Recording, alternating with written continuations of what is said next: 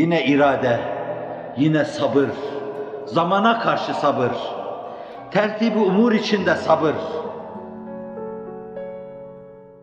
Bahar mevsimi tohum atmak içindir. Tohum atmadan tırpanı alıp tarlaya gitseniz kendi kendinize tenakkuze düşersiniz. Tohumu attınız, rüşeğimler başını çıkardı. Yeşilken biçseniz, tırpanlasanız bunu kendi kendinize tenakkuze düşmüş olursunuz. Tohumu attıktan sonra bekleyeceksiniz. Kuluçkaya yumurtaları koyduktan sonra 20 gün bekleyeceksiniz. Makineye yumurtaları koyduktan sonra bekleyeceksiniz. Civcivler meydana geldikten sonra yine bekleyeceksiniz. Sabırdır bu. Zamanın umurunda değil sizin dayanmanız. Fakat siz dişinizi sıkıp dayanacaksınız.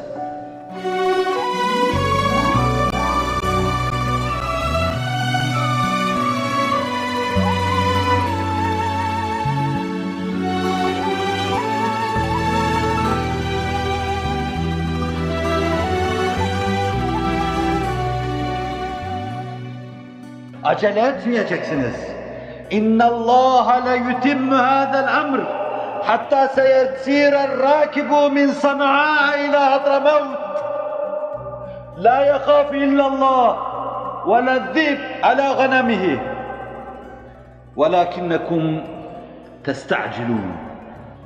Habbab diyor ki, Kabe'nin gölgesinde oturuyordu. Ve biz örsler üzerinde dövülen demirler gibi her gün üzerimize balyozlar kalkıp iniyordu. Ayaklarımıza ipler bağlanıyor, sürüm sürüm sürünüyordu. Çilenin 1005 para ve bunu da Müslümanlar çekiyordu. Bu esir insan, bu siyahi insan o kadar canına tak demişti ki bunu da yine Buhari Müslim naklediyor. Başına örtüsünü çekmiş Kabe'nin duvarının dibinde oturuyordu. Ya Resulallah dedim, bize dua etmez misin Allah yardım etsin?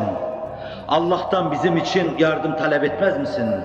Ela testansiruna dedim. Ela ted'una, dua etmez misin? Bize Allah'tan yardım istemez misin? Çok canı sıkıldı. Belanın 1000 katına o katlanıyordu. Zaaf göstermemizden canı sıkıldı.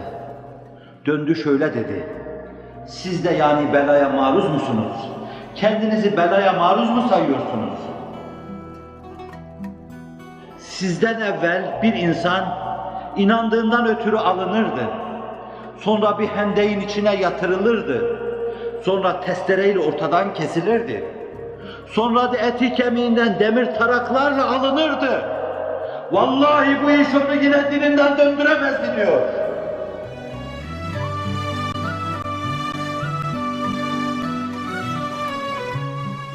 Ama bir gün gelecek diyor. Allah bu işi tamamlayacaktır. Okuduğum şey benim o fezlekeydi. Allah bu işi tamamlayacaktır. Sana'dan Hadramut'a kadar devesi üzerinde hevdecinde kadın seyahat edecek, kendisine ilişilmeyecek, hiç kimse hiçbir şeyden korkmayacak. Allah'tan başka kimseden korkulmayacak. Belki çoban sadece koyunlarına karşı kurttan korkacaktır. Allah bu günleri size ihsan edecektir. Fakat siz acele ediyorsunuz. Fakat siz acele ediyorsunuz. Acele ediyorsunuz. Acele ediyorsunuz.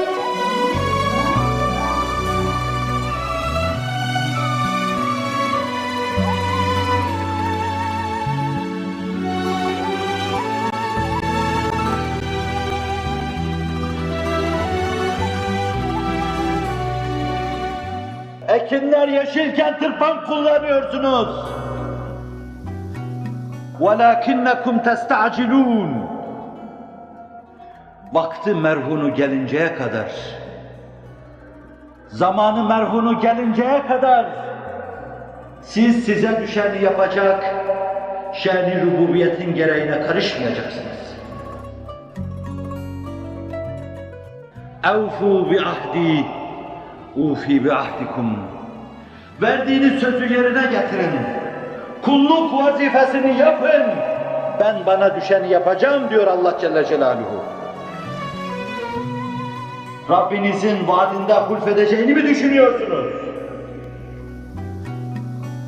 Allah Celle Celaluhu sizi yüzüstü bırakmayacaktır.